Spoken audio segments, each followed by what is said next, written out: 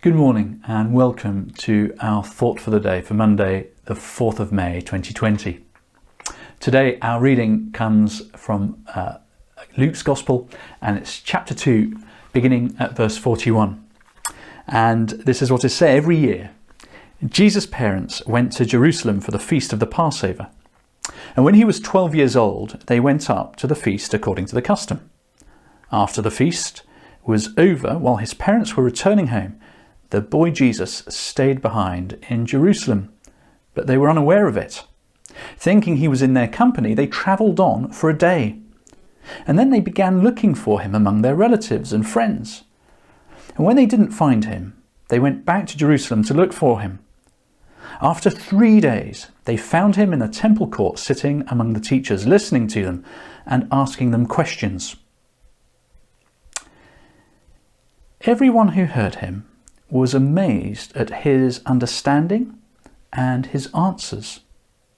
And when his parents saw him, they were astonished.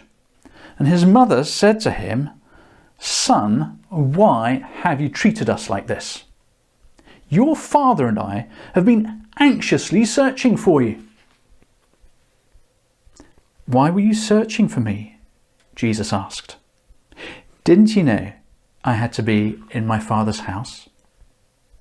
But they did not understand what he was saying to them.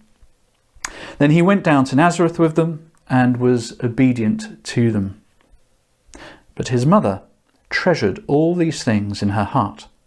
And as Jesus grew up, he increased in wisdom and in favour with God and people. I absolutely love this reading. It's in Luke's Gospel. It's this tiny little slither of Jesus' life before he begins his ministry, before his baptism. And obviously we have a few stories from his birth and from his time as a toddler when he has to escape to Egypt. But otherwise, this is literally the only little bit about Jesus before his ministry.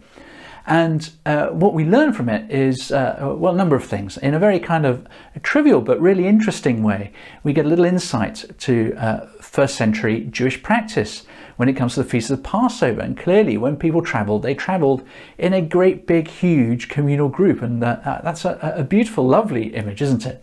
It will be a little bit like us to go as a village and to worship God somewhere other than our local area. It'd be wonderful to go on a pilgrimage together in such a big crowd that you wouldn't necessarily know where your children were. Now, in our day and age, we pay so much attention to our children's safety, and rightly so. And yet sometimes I suspect that we go slightly overboard. We kind of mollycoddle them, and for the right motives, of course, because we want to look after them and care for them. But at the same time, I do wonder about how little freedom children today have compared to even when I was a child, which wasn't so long ago. Anyway, Jesus goes missing. And for any parent who's experienced a child going missing, this will kick off a whole load of emotions. We've had a number of occasions where one of our children has walked off at a supermarket, a fun fair, whatever it might be, and we've lost them for a few minutes. And we've never lost a child for a day though, or let alone 4 days, because when Jesus disappeared, they carried on travelling for a whole day, a day's walk. So I don't know how long that would have been, 10 to 20 miles, I guess. And they would have had to walk all the way back, and then they looked for him for 3 days. Can you imagine looking for your 12-year-old child for 3 days? What would you be feeling? Well, if you're anything like me, you'd be terrified. I'd be so anxious for my child. When they find him, what's interesting, of course, is they do what all parents do. Because when you lose a child and suddenly you find your child again, you have this kind of instant of elation, joy, and huge relief as you see them. But somehow all those anxious emotions have been building up over the minutes or hours, or in Jesus' parents' case, days, then suddenly kind of rush back and they flow out, usually in anger, it has to be said. Parents often, when they find their loved one, are kind of relieved, and then they go, "What were you doing?" And that's exactly what Jesus' parents do. And it's actually it's really I think encouraging to know that Joseph and Mary went through what parents go through even today, although of course their case is a little more extreme than maybe what we're used to.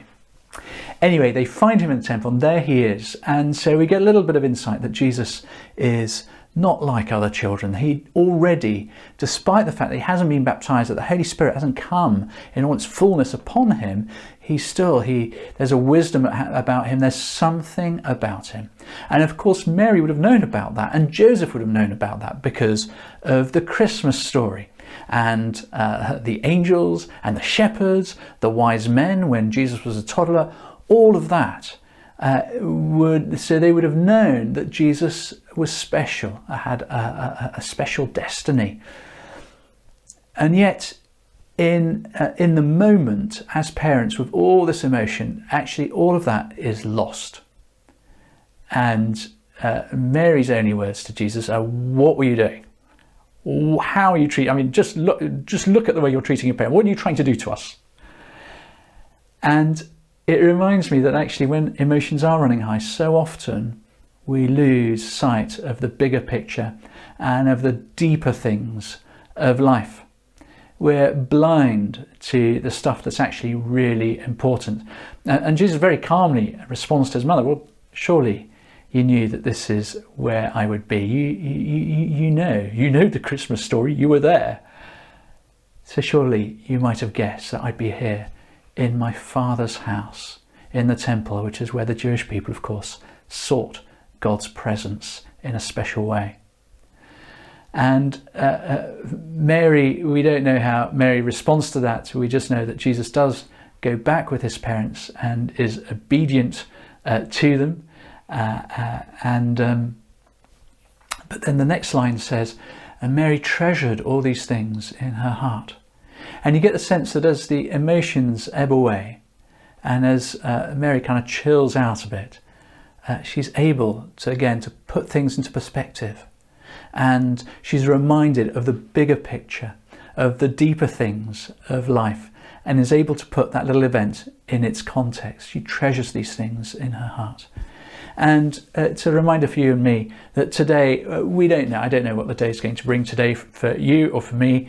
It might be that it's a very chilled day. I hope so. But it might be that emotions run very, very high. If emotions do run high, let's remember that actually that's just normal. Even Mary, blessed as she was a parent. Her emotions ran high. But actually, let's remember that also there is a time to stop and reflect and look back on those highly emotive moments and put them in their proper place under God's overarching plan for our lives. I hope you have a great day. That's my thought, and I look forward to seeing you again next time. Bless you. Goodbye.